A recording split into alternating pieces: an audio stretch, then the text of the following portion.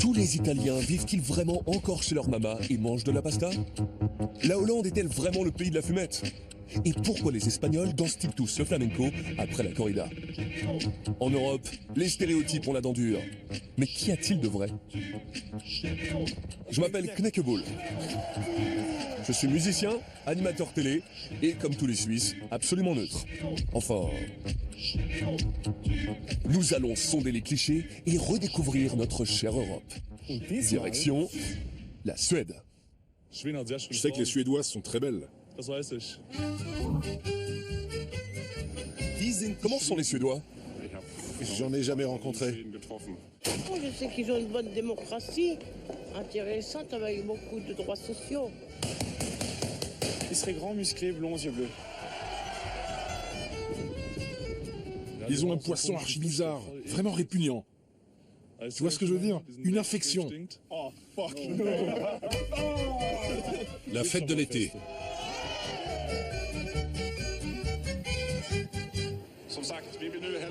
Nous souhaitons la bienvenue à tous nos amis venus d'ailleurs.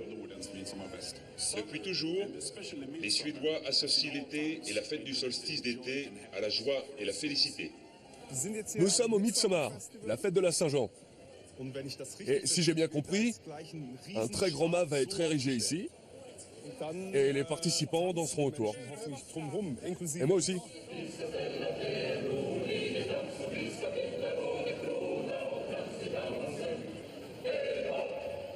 La Suède, les élans. Caresser les élans. Les élans? Les élans. L'élan. Les élans. Mais oui, bien sûr.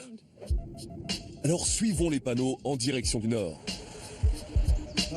Je rencontre Christina Nilsson-Dag, chasseuse et spécialiste des élans. Ainsi que Holger. Il est magnifique. Voici tous ces anciens bois. Ils tombent et repoussent chaque année. Holger est timide. Je cherche à l'attirer en lui faisant écouter des enregistrements de Brahms.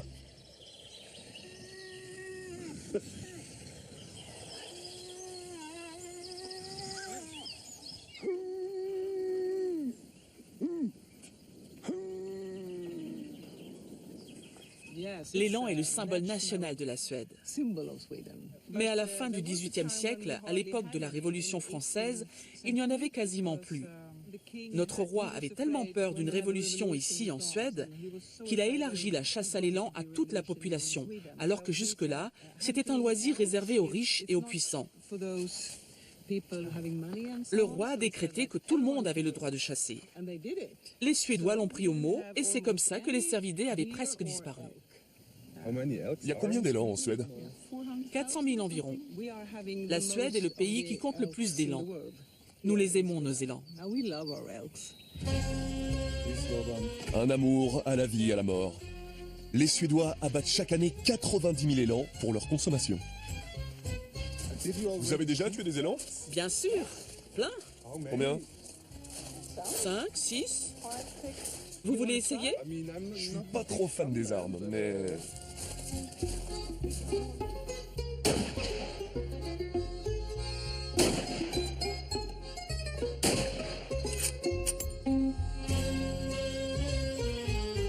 J'ai envie d'approfondir la question.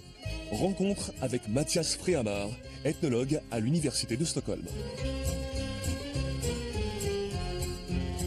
Les gens aiment les élans, ils les mangent. Les élans sont partout. Vous en avez vu par ici? On ne peut pas dire qu'ils se bousculent. Mais bien sûr, il y a des élans en Suède. Ces animaux jouaient autrefois un rôle majeur pour les populations rurales. Mais aujourd'hui, leur place dans le quotidien des Suédois est vraiment minime. Si les panneaux « Attention aux élans » sont devenus une attraction pour touristes, c'est grâce aux Allemands. Ce sont eux qui les ont repérés en premier, qui les ont démontés et qui sont repartis avec. C'est ainsi que le panneau avec l'élan est devenu une sorte de logo de la Suède.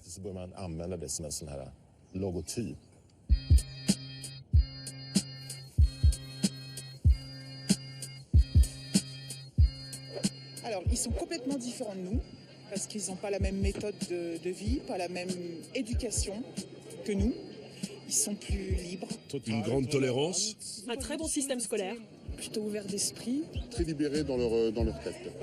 Le fameux modèle suédois.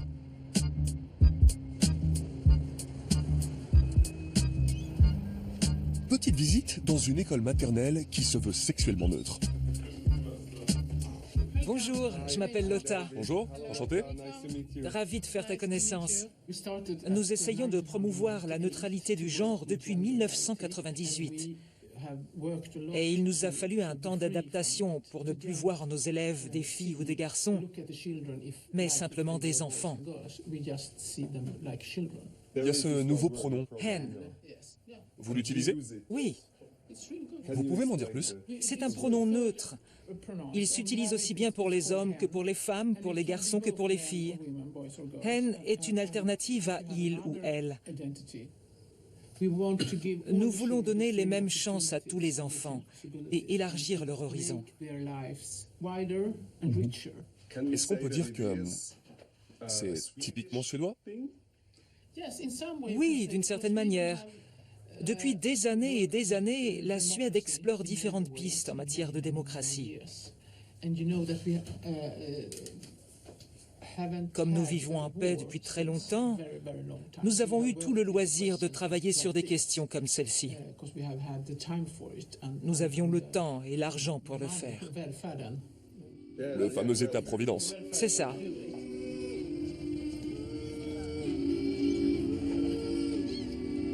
Le souci de l'épanouissement personnel, mais aussi le souci des autres.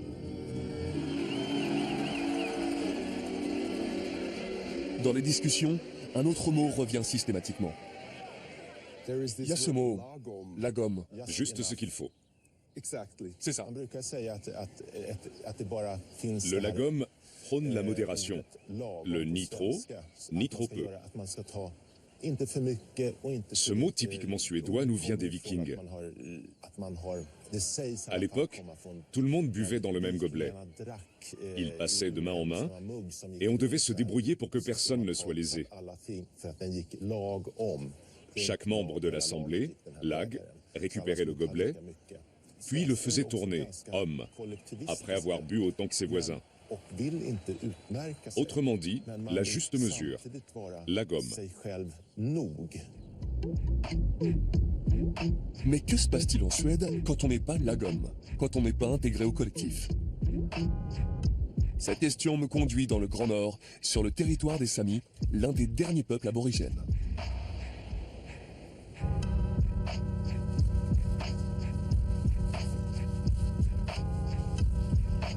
Petit-fils et fils d'éleveurs, Jacob Nygaard a grandi avec les rennes. Nos pâturages vont de la frontière norvégienne jusqu'à la côte. D'une frontière à l'autre, en quelque sorte. Le problème, c'est que nos terres disparaissent et que nous n'aurons bientôt plus d'endroits où faire paître nos rennes. Il existe un système d'indemnisation, mais les pertes sont couvertes au mieux à 50%.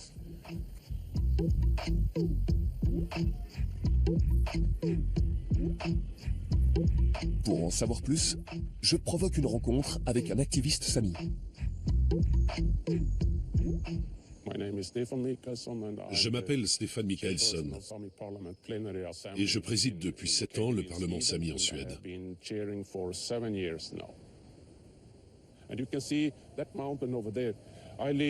J'habite à quelques kilomètres de cette montagne là-bas.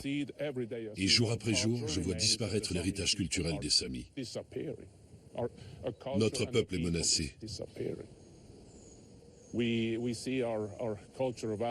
Nous assistons au déclin de nos valeurs et en même temps, nous ne pouvons pas faire valoir nos droits pour survivre ou assurer une vie meilleure à nos enfants ou nos petits-enfants. Nous ne sommes pas entendus. En Suède, on parle beaucoup des droits de l'homme.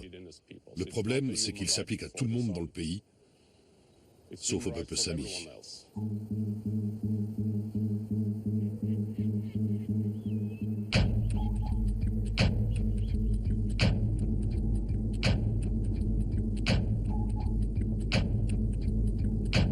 Même chez les champions de la tolérance, il y aurait donc 2 poids 2 mesures?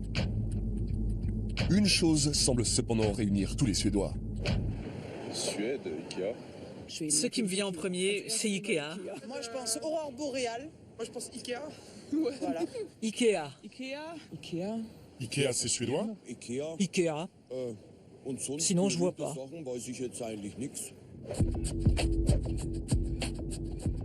J'aimerais savoir quel est le pourcentage de meubles Ikea à l'intérieur d'un appartement suédois. On va enquêter. Bonjour. Je m'appelle David et j'aimerais savoir si les intérieurs suédois sont pleins de meubles Ikea. D'accord. On peut jeter un coup d'œil? Bien sûr. Super. Là, il y a de l'Ikea. Mais c'est le seul que nous ayons. Vous êtes sûr? C'est un Ikea? Oui. La première chose qu'on voit, Ikea. Ça fait pas très Ikea, ça. Hein? Non. Dans cette pièce, il n'y a rien d'Ikea. Il n'y a donc qu'un seul meuble Ikea. Oui. On peut voir les autres pièces? Bien sûr. Oh non, ça aussi c'est Ikea. J'avais oublié. Ah oui, j'ai le même. Mais Vous l'avez repeint? j'ai acheté différent. Ah. Non, ça ne vient pas d'Ikea. Ah ok. J'ai un autre meuble Ikea. Encore un. Voyons ça. Il est là. Ah oui, je l'ai aussi. Le voilà. J'avais oublié. On arrive à 4. Ça c'est Ikea et ça là-bas aussi. Au début, c'était pas d'Ikea ici. Et là, on en est à 4. Ça aussi, c'est Ikea. Ça c'est Ikea et ça là-bas aussi. J'avais oublié.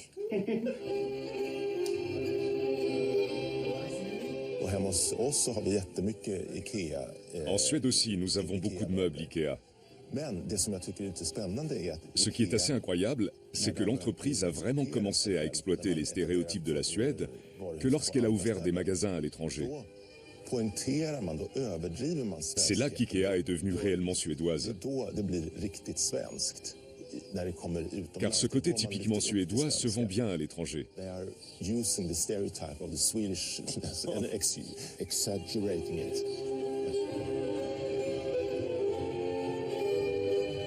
Lentement mais sûrement, le mât se soulève. La Suède, de belles blondes avec des yeux bleus et des cheveux longs. Blonde avec des gros seins. C'est les plus belles femmes. Du culot. Fifi bras d'acier. Je trouve les femmes suédoises très courageuses. Elles ont pris position. Émancipées. Des femmes fortes.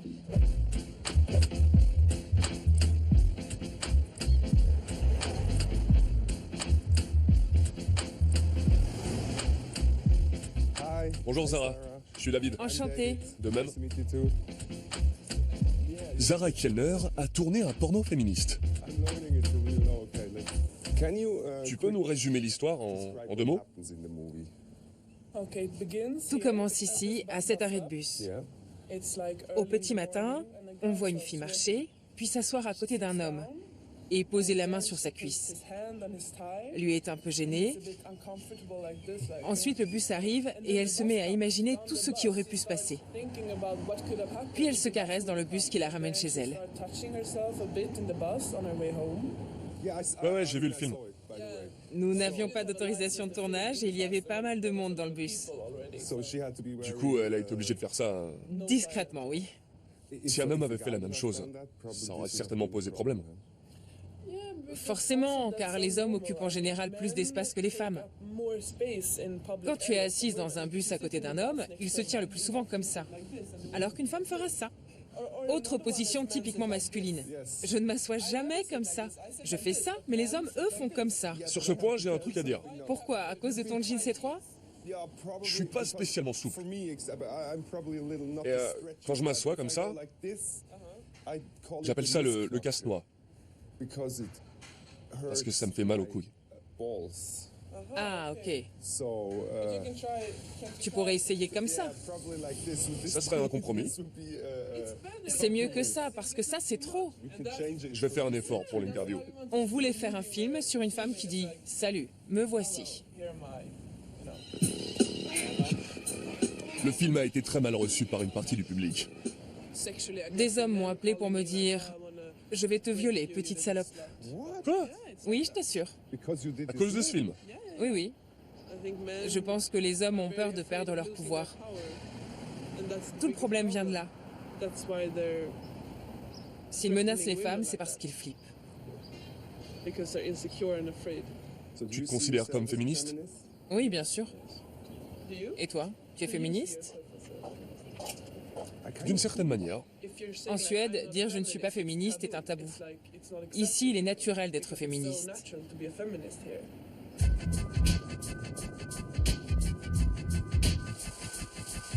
Au milieu de la forêt, dans une cabane isolée, vit une féministe un peu différente. Son idéal est très célèbre.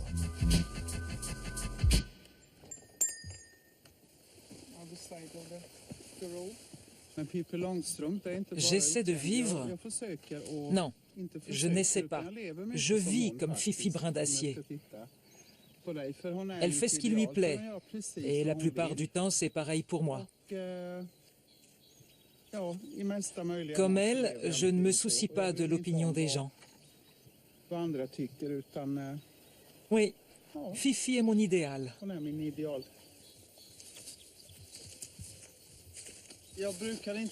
Quand je chasse, je ne me sens pas femme, même si je suis le plus souvent la seule femme dans un groupe d'hommes. Et s'il m'arrive de marcher tout devant et de prendre la direction des opérations, personne ne dit rien. Mais je sens que cela ne convient pas aux hommes qui sont avec moi.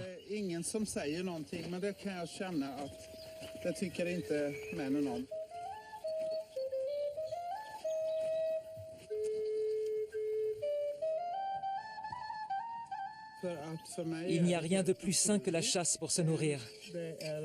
C'est quelque chose de complètement naturel.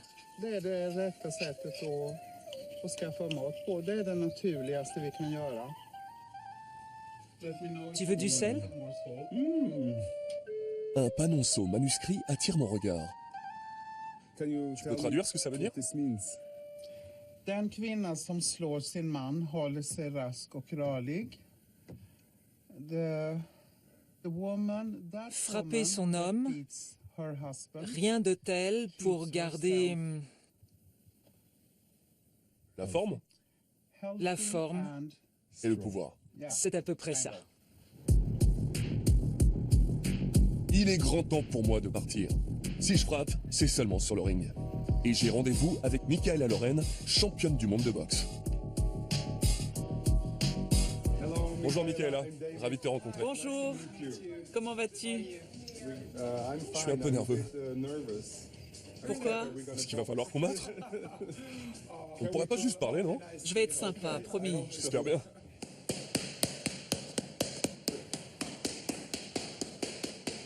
T'es gaucher ou droitier? Droitier. Change de jambe alors. Tu ressembles à une lionne. Je suis une tigresse. Ah ouais, ça se sent. Il paraît que tu aurais exigé que les filles qui présentent les rounds sur le ring soient remplacées. Par des garçons. C'est donc vrai? Oui, c'est vrai. Au début, ils ont cru à une plaisanterie. Mais quand je leur ai dit que j'étais super sérieuse, ils se sont débrouillés pour me trouver des garçons.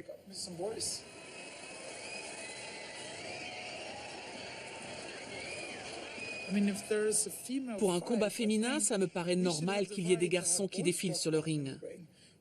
Pourquoi le rôle d'objet sexuel devrait-il être réservé aux femmes?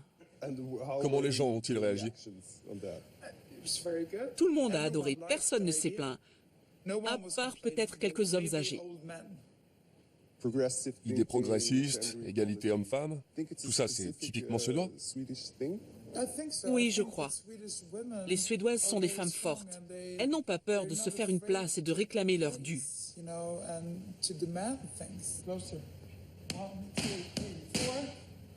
J'ai découvert le mot lagom. C'est très suédois. Personnellement, je déteste ce mot. Quand je fais quelque chose, je le fais à fond. C'est la condition de la réussite. La gomme, l'entre-deux, la demi-mesure, très peu pour moi.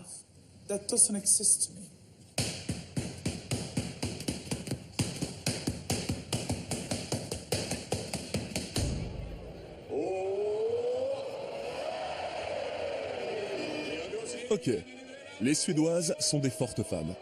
Et les hommes dans tout ça? Il y a aussi de beaux hommes blonds. Ils sont grands, vikings. Des vikings. Des vikings. Des vikings?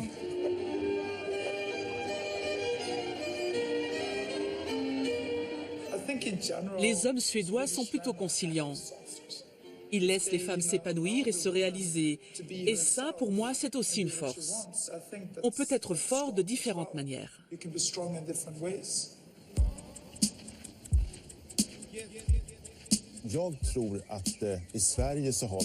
Il n'y a pas de culture machiste en Suède, ce qui n'empêche pas la virilité. Simplement, elle s'exprime autrement. L'homme s'occupe de sa famille. Il s'investit dans le quotidien.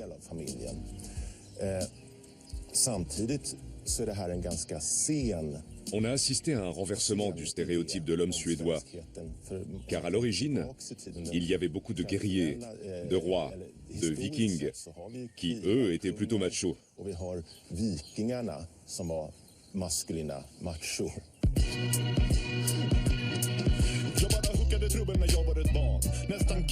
Le hip-hop, bastion de la culture machiste. Tjofjakt est l'un des groupes rap les plus en vue en Suède.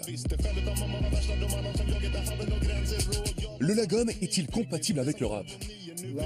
Lagom et rap, ça colle pas vraiment. Non.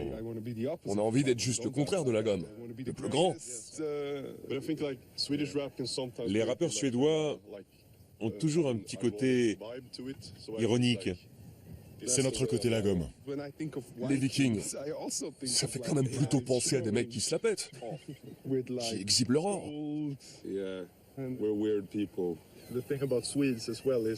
Les Suédois sont bizarres. Quand on est bourré, on a tendance à se vanter. Ce sont sans doute nos jeunes vikings qui se réveillent. Ouais, c'est vrai. Chez nous, on est tout doux, mais dès qu'on sort du pays, on tue tout le monde, comme les vikings. C'est l'heure du test de virilité façon viking. J'ai nommé le surströmming ou hareng fermenté. Oh non! Pourquoi t'as fait ça? Fais attention, tu vois la boîte est toute bosselée. Pourquoi? Elle est périmée? Non, c'est la fermentation. Tu fais un trou... Oh mon Dieu. Et t'as le jus qui gicle.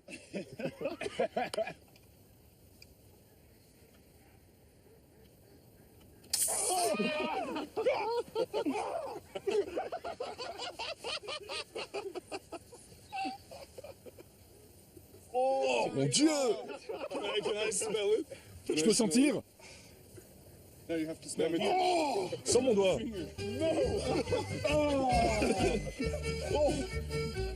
Bienvenue à la fête de l'été.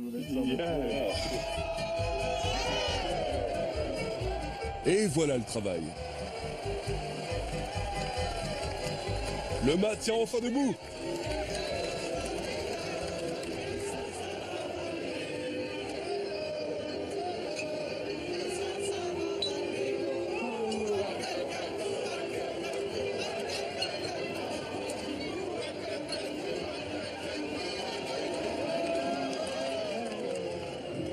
C'est ça le lagom.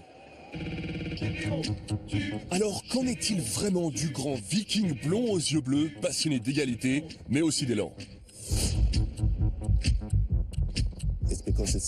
Nous en avons fait le symbole de la Suède, parce que les touristes trouvaient ça super exotique. Est-ce qu'il y a un meuble Ikea ici? Non. En Suède, on parle beaucoup des droits de l'homme, mais ils ne s'appliquent pas au peuple aborigène. Les Suédoises n'ont pas peur de se faire une place. Je ne sais pas si nous sommes fortes. Je pense que les Italiennes sont plus féminines. Et nous portons des talons moins hauts qu'elles.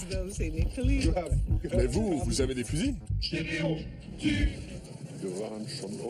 On a souvent été en Suède et les gens ne se saluent pratiquement pas. Et quand on leur demande pourquoi ils ne disent pas bonjour, ils répondent que c'est normal.